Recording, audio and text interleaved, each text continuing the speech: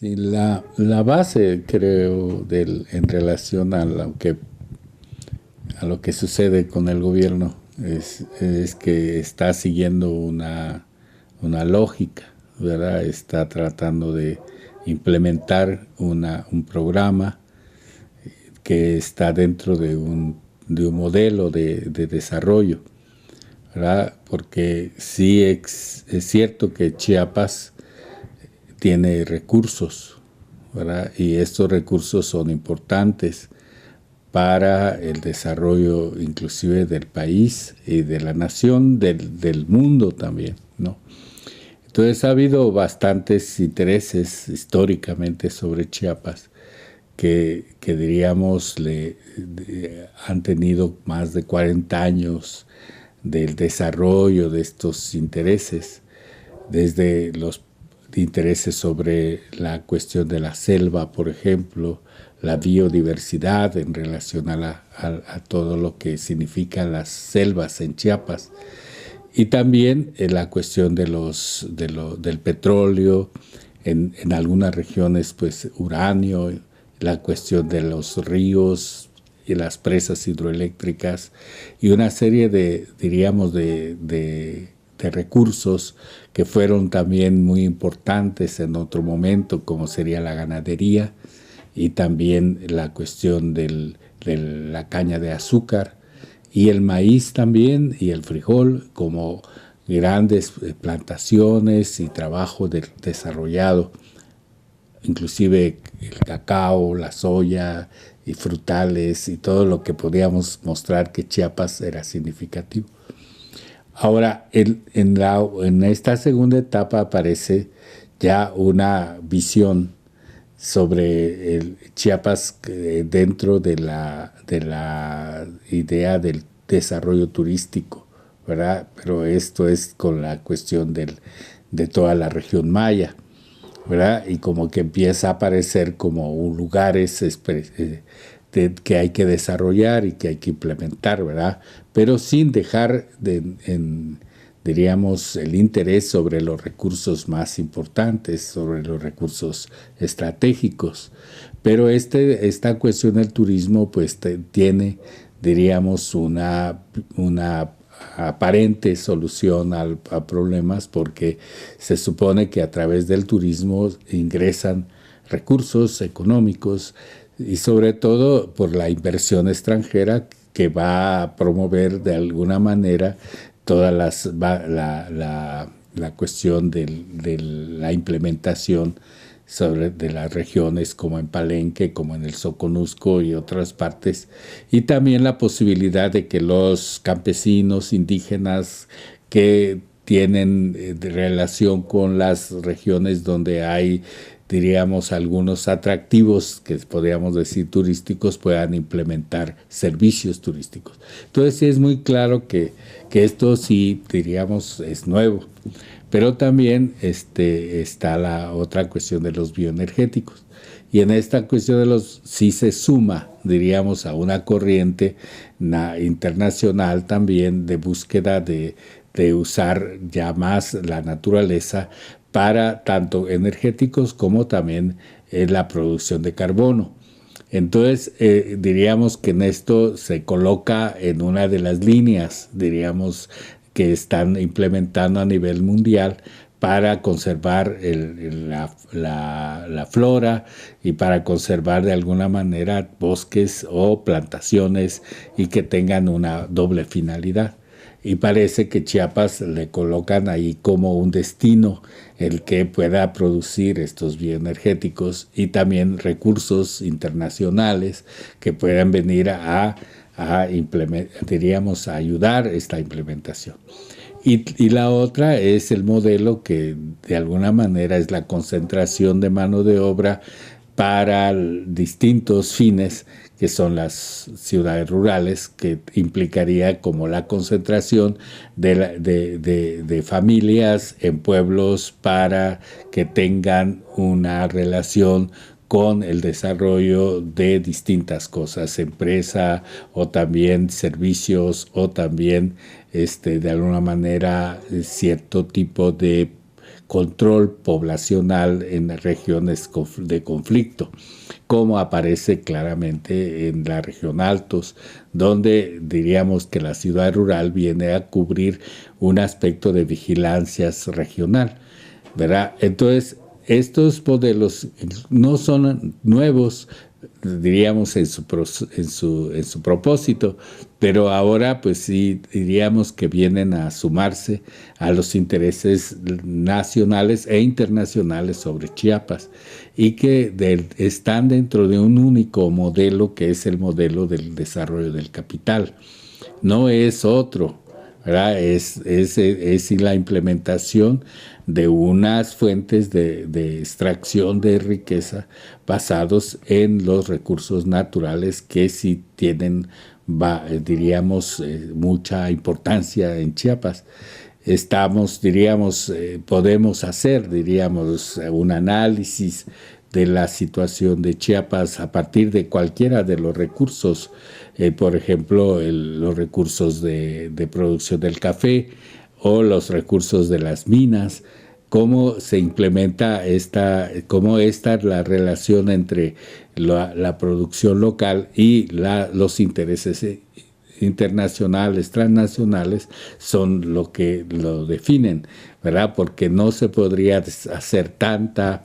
diríamos, promoción de los bioenergéticos si no hubiera la vinculación con una propuesta internacional, inclusive con la relación que tiene el proyecto con la asesoría de Brasil,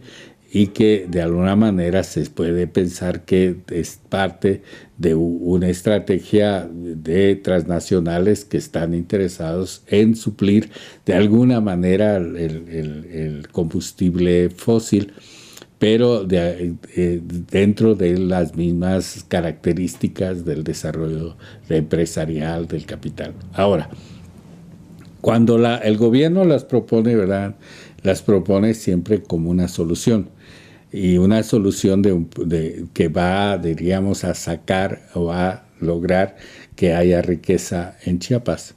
o que las comunidades tengan fuentes de trabajo o tengan alternativas a la producción tradicional, diríamos, de alimentos, sobre todo de maíz, de frijol o de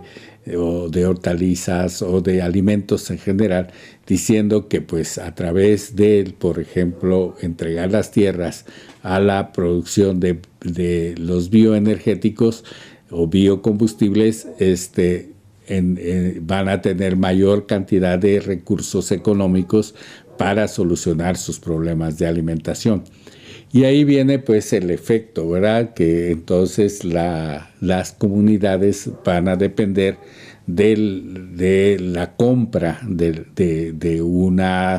recursos fundamentales como son la alimentación, y que van a depender también del mercado internacional y de los precios internacionales, y que va a desaparecer, como pasa en algunas regiones, el cultivo propio y la cultura que va atrás de ese cultivo, porque diríamos que pueblos que de alguna manera han dedicado muchos años, no años, sino siglos, a conservar semillas, a entender el cultivo y la forma de conservar las semillas, y también de seleccionar los productos y también de preparar los alimentos en base a los productos que tienen, pues al romperse ese ciclo, pues se terminan también la cultura que va atrás, ¿verdad? Porque si en un tiempo los campesinos podían producir su propio alimento y producir sus tortillas, por ejemplo, y de ahora la tienen que comprar en una tortilladora o en una empresa que produce la harina de maíz, y luego ellos compran directamente ese producto sin intervenir en su elaboración, pues hay una serie de elementos que se están transformando también en beneficio en algún momento porque el trabajo ya no es tan fuerte como para producir los alimentos, pero lo que sí diríamos, el estrago o la dificultad mayor es que la tierra se va convirtiendo en plantaciones.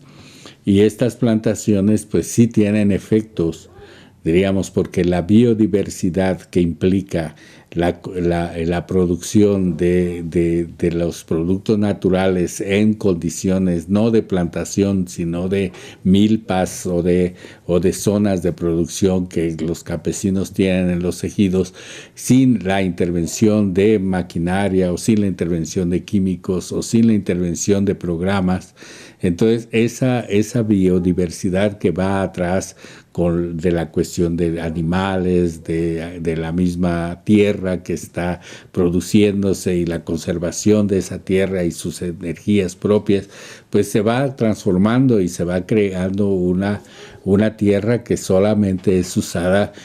como una base para producir un cierto tipo de productos y que se maneja como se maneja un instrumento, un material, un algo muy sin significado, ¿no? Otro fenómeno que me parece que es importante reconocer es la relación que establece el trabajador con la naturaleza y el productor con la naturaleza. Y cuando se está hablando de una producción propia, cuando se está hablando de la producción de alimentos propios, pues se está hablando también de una relación directa con la naturaleza, y esto es también una construcción de la persona misma y de la sociedad misma. Y cuando esto se quita y cuando ya no es la persona la que se relaciona, sino es una máquina o es una cosechadora o instrumentos más tecnológicos, pues se termina ese tipo de relación y se empieza a hacer realmente como una tierra que se convierte en un instrumento de producción, en un material de producción, en un medio de producción, pero no en una relación con la naturaleza. Y esto diríamos que tiene más efectos, ¿verdad? Porque el desligamiento de esta relación con la tierra pues también hace que es posible venderla y comprarla sin significado. Es decir, que poner en el mercado la tierra es poner algo ya quitado o despojado de significados, y ya no es poner de alguna manera todo el significado profundo que implica el estar sobre esta tierra con sus capacidades y sus relaciones y su historia, y también la cuestión más profunda de ser la que genera la vida. Entonces esta relación con la vida también se transforma. Ahora, hay otros fenómenos mucho más, diríamos, más profundos, se puede decir, es el lugar que le va correspondiendo al productor o al trabajador en una empresa, en una plantación. Es mano de obra. El trabajador se convierte en mano de obra. Se convierte en un elemento más del proceso de producción y no en el generador de la riqueza, no en el constructor de los bienes, no en el productor de bienes, sino en la mano de obra que genera bienes en una maquinaria más organizada, donde diríamos que los que se colocan ya como los productores o sujetos productores son los dueños del capital. Y entonces los empresarios se empiezan a considerar que son los que producen bienes. Y los empresarios se empiezan a colocar en la cúspide de la pirámide como para decir que ellos van a definir el bienestar de todos, porque ellos son los que tienen la posesión y la propiedad de los bienes y del capital y del proceso de producción y de los trabajadores que producen esos bienes. Y esta profunda transformación de quedarse de una persona que es productora a una persona que es mano de obra dentro del sistema de producción es una transformación de despojo, es despojar del significado mismo del trabajo. Y esto pues es por siglos que viene realizándose de tal manera que queda reducida a la persona a un objeto también desechable, en el sentido de que tiene un tiempo de productividad y cuando es de alguna manera tiene un precio y porque tiene energía o porque tiene conocimientos. Y habrá, y como sucede siempre, una cantidad de personas que quedan fuera de ese sistema y entonces se hacen los pobres, se hacen los que no tienen acceso al trabajo, se hacen los desempleados, se hacen los que necesitan la protección del Estado porque no tienen los medios de subsistir y ahí se convierte como el objeto del desarrollo de los programas del Estado para beneficiar a los pobres que no tienen acceso a los sistemas de producción porque no poseen nada, no poseen ni el trabajo, ni la tierra, ni las semillas, inclusive ya ni el conocimiento para producir, ni el mercado para vender. Entonces se convierten en los que tienen que recibir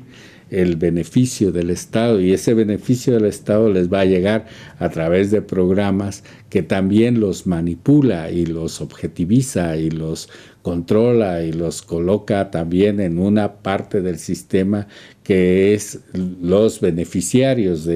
del sistema, beneficiarios del capital que es generado por ellos mismos o por sus padres o por sus familias o por su comunidad, pero que ellos no son los dueños de ese beneficio, son los que reciben el beneficio del Estado, que justifica, diríamos, su inversión en razón de que existen estos grupos y que ahora son una mayoría en la nación que tienen menos posibilidades de sobrevivencia porque se han sido despojados también.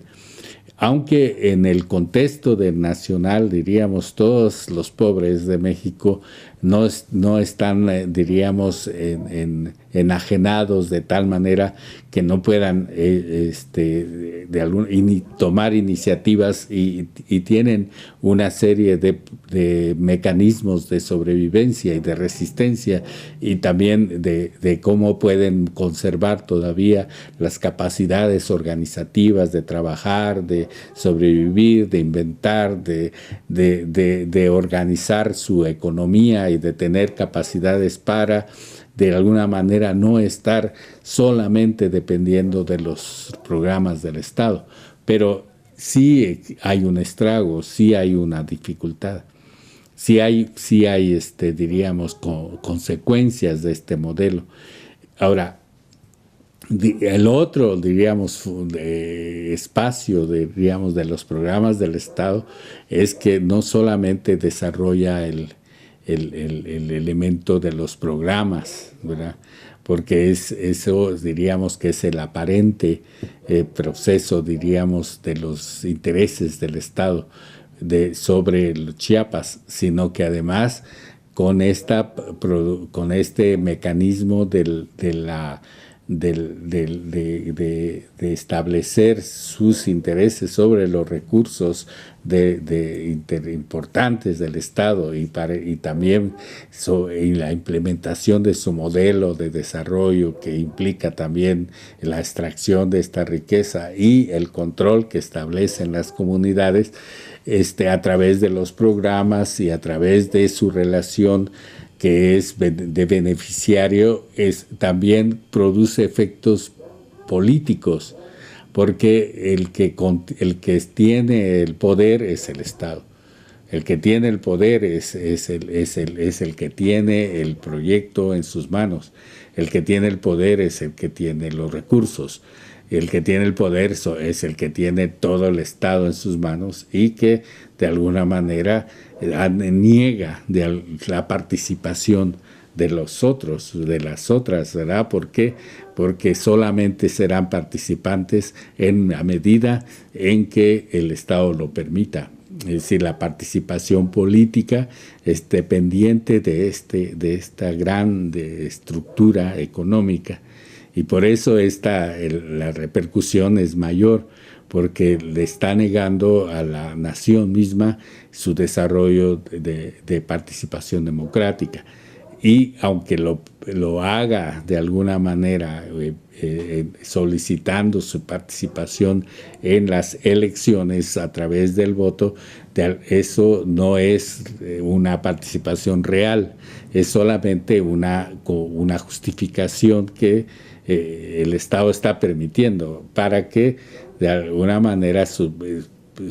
permanezca o siga el mecanismo del Estado reproduciéndose, tanto a nivel de los partidos como a nivel de estructura. Y esto pues creo que no es ajeno a la visión que tienen, ¿verdad? No creo que uno, al hacer una descripción de estos mecanismos, uno les esté diciendo como descubriendo el juego, sino que es consciente, ¿verdad? Es un juego consciente, son formas conscientes del desarrollo del capital. Es a través de esas formas como se ha hecho y se quiere seguir haciendo, ¿verdad? Como el que las maneras de reproducción de este sistema están basados en los recursos, sobre todo los recursos estratégicos. Ahora, Chiapas sí es importante en ese desarrollo de los recursos estratégicos y lo van a buscar siempre, ¿verdad? Porque diríamos que estarían ciegos si se salieran de este espacio. Ahora, no son solamente intereses nacionales, son intereses transnacionales, internacionales. Están, diríamos, viéndose estos intereses a nivel más global.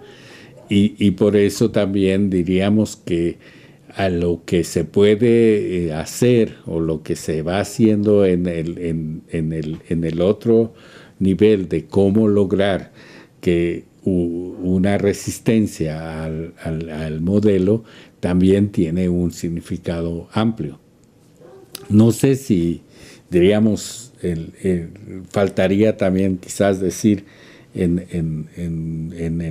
el efecto entre las comunidades, porque las comunidades también, o los grupos, los campesinos, indígenas, que viven en Chiapas tienen una historia, ¿verdad?, de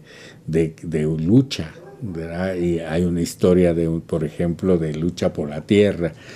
hay una historia de lucha por participación política, hay la historia de cómo lograr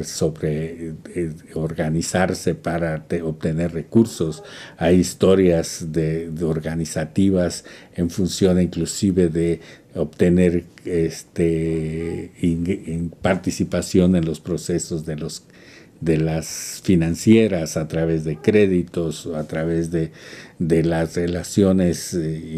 que están como permitidas en la Constitución, como la organización de cooperativas o la organización de productores en distintos niveles. Y también en esa historia pues ha habido también cómo la gente ha desarrollado estrategias de construcción de poder y cómo diríamos en un momento dado esos movimientos sociales profundos sí pueden amenazar los intereses locales o los intereses internacionales, y de alguna manera el fenómeno del control poblacional tiene también efectos sobre el procesos de de cambio social o de búsqueda de justicia o de búsqueda de una reivindicación, de construcción de alternativas propias y viene a repercutir porque cuando va generándose una conciencia social que permite que la gente busque la defensa de sus derechos, en ese momento también un programa del Estado que favorece a ciertos grupos o a ciertos intereses, corta el proceso de construcción de estos movimientos de los últimos años se puede ver que sí hay una intencionalidad también en relación a lo que podemos decir que es el lograr que los pueblos y las comunidades no crezcan en su participación de lucha como en defensa de su territorio, en defensa de sus intereses o en defensa de sus derechos o con la conciencia de su dignidad o la defensa de los derechos de los pueblos como pueblos indígenas. Pero esto porque se da en el 1994 el surgimiento del EZLN y aparece como un crecimiento en la conciencia tanto del Estado como a nivel nacional y también internacional de que la búsqueda de los intereses de los pueblos y sus derechos es algo que puede fortalecer, puede que implementar, verse también como una amenaza al poder establecido y que este poder establecido puede ver que su talón de Aquiles, diríamos, es el no respetar los derechos de los pueblos, el que se coloca como un atentado a la dignidad y al derecho de los pueblos que tienen derechos sobre sus recursos, sobre su territorio, sobre su historia y que son sujetos del desarrollo y que no objetos de ese desarrollo y que al ser sujetos y al considerarse como sujetos también ellos pierden porque entonces la pirámide del poder diríamos se modifica en razón de que existan el poder alternativo de la sociedad y de los pueblos construyendo un poder real, democrático, participativo. Esto también afecta los programas, pero también quizás es algo más sutil, ¿verdad? Porque quizás no es tan aceptable que solamente quieran decir los gobiernos que hacen desarrollo, pero que no hacen contrainsurgencia. Pero en realidad, en un análisis más detallado, sí el efecto también crea condiciones para que la gente abandone las luchas, para que la gente se divida, se confronte y de alguna manera se coloquen unos en favor del Estado, a favor de sus programas, a favor de su modelo y otros a favor de sus derechos y a favor de su propia organización. Y normalmente ahora en Chiapas aparece esta doble posición. Los campesinos están en un momento muy claros que están en favor del desarrollo del Estado y están luchando por ser parte de ese desarrollo y otros están pensando en construir un desarrollo propio, es decir, una alternativa de desarrollo en donde ellos tienen derechos y participación y construyen a base de sus propios intereses. Y entonces diríamos que esto es lo que se puede decir que es un desarrollo propio, solidario, alternativo, y que se va dando, ¿verdad? Porque no es algo que solamente existe en una propuesta teórica, sino que hay una construcción de alternativas y estas alternativas se dan, diríamos, en las comunidades porque es el único lugar donde ahora existe la posibilidad de construir en el sentido de que está negado el otro espacio, el espacio de una de llegar a acuerdos entre el gobierno y, por ejemplo, el EZLN está negado en el sentido de que no hay posibilidad de avanzar en un diálogo y porque el diálogo no logra llegar a unos acuerdos donde se tenga como aceptada la posición de la defensa de los derechos de los pueblos indígenas. Entonces, en razón de que no hay está negada esta posibilidad, está abierta la otra y no renunciada de una construcción a partir de los esfuerzos propios. Y esta construcción de los esfuerzos propios, diríamos, toman como base los acuerdos de San Andrés, que están firmados entre el gobierno y el EZLN en 1996. Tomando como base esos acuerdos, se va sobre una práctica de cómo hacer una construcción alternativa. Y esto implica desde cómo hacer salud, cómo hacer educación, cómo hacer trabajo económico, organizado, cómo producir, cómo defender el territorio, cómo hacer una comunicación, cómo hacer una solidaridad entre hermanos y cómo hacer también una autodeterminación y un gobierno propio. Y esta forma de ir haciendo, de construir a partir de estos esfuerzos en experiencias concretas, ¿verdad? Porque se trata realmente de una experiencia concreta, realizada, que tiene sus participantes y que esto los van como midiendo permanentemente sus logros pequeños, pero también trascendentes, ¿verdad? Porque en un momento dado no es solamente el hecho de que exista, por ejemplo, un colectivo de producción de alimentos orgánicos, no es solamente el hecho de que existan como tales, sino el hecho de que existan como un modelo alternativo de producción y que existan con una convicción de que se trata de defenderse también del modelo impuesto o del modelo prevaleciente, que es el que implica el uso de los químicos, o también de que está basado en un trabajo colectivo y que el trabajo colectivo es algo que no se puede, diríamos,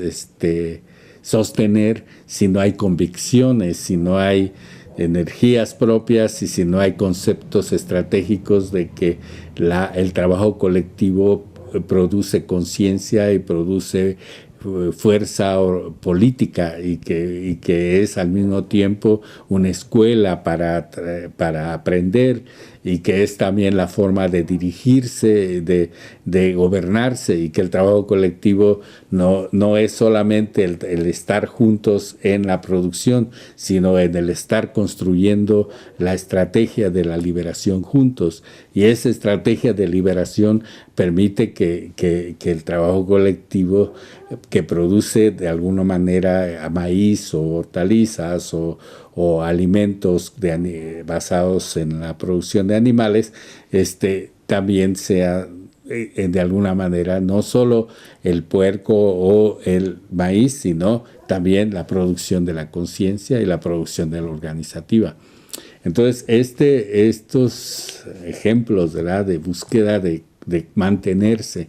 en una posición de construir el propio desarrollo, viene a construir una serie de procesos que, diríamos, en la medida en que se multiplican, se puede ir dando como una cierta idea de esperanza de que es posible cambiar la situación a nivel más amplio, pero no es solamente porque hay una necesidad, diríamos, explícita de decir, vamos a salir de una situación, por ejemplo, de deterioro o de explotación o de pobreza, sino porque el mismo modelo que ahora se puede decir que los estados están tratando de implementar, también tienen sus defectos, ¿verdad? Tienen sus, diríamos, sus deficiencias y que están agotando los recursos y que están tratando también de que ese desarrollo basado en una visión de la naturaleza como un medio de producción y como una mercancía que se compra y se vende sin pensar en la necesidad de construirla y de recuperarla y de respetarla, de alguna manera está llegando a una situación de deterioro tal que no hay futuro en ese modelo. No hay un futuro para todos y para todas, ni siquiera para los mismos que ahora sostienen el modelo. Entonces, el que haya alternativas está dando la posibilidad de decir, vamos a salir de ese ciclo de producción que nos lleva a la muerte, que así muchos los campesinos indígenas conocen los sistemas como un sistema de muerte, esos mecanismos que nos llevan a la muerte para establecer relaciones que nos lleven a la vida, y se establece esa visión desde la muerte o desde la vida. Y entonces estas alternativas, cuando logran, diríamos, tener en su estrategia que lo que están es por la defensa de la vida y que sus convicciones son tan profundas como para decir que no importa en un momento el lucro, no importa la ganancia en cuanto tal, sino que lo que importa es todo el beneficio que se recupera porque se vive en sociedades donde hay respeto, dignidad, donde se puede compartir y donde puede haber solidaridad entre personas. Y cuando esto se ve como algo también que está sucediendo no solo en este lugar o en los lugares donde las personas están haciendo este esfuerzo, sino que también se ve que sucede en otras partes del mundo y que van en convergencia con la búsqueda de una sociedad nueva, de una sociedad justa, de una sociedad libre, de una construcción de la paz, de una idea de una ciencia nueva, de un conocimiento diferente, de una posibilidad de construir a partir de una práctica social, política, y que esa práctica es la base de la construcción de algo nuevo, porque sin la práctica no podrá suceder. Entonces, cuando la gente empieza a sentir que estamos todos los que queremos hacer eso y relacionados estratégicamente, pues se ve que entonces el modelo nuevo de un desarrollo al solidario, de una autonomía de los pueblos, de una conciencia de sus derechos, puede llegar a ser algo común y algo para todas y para todos.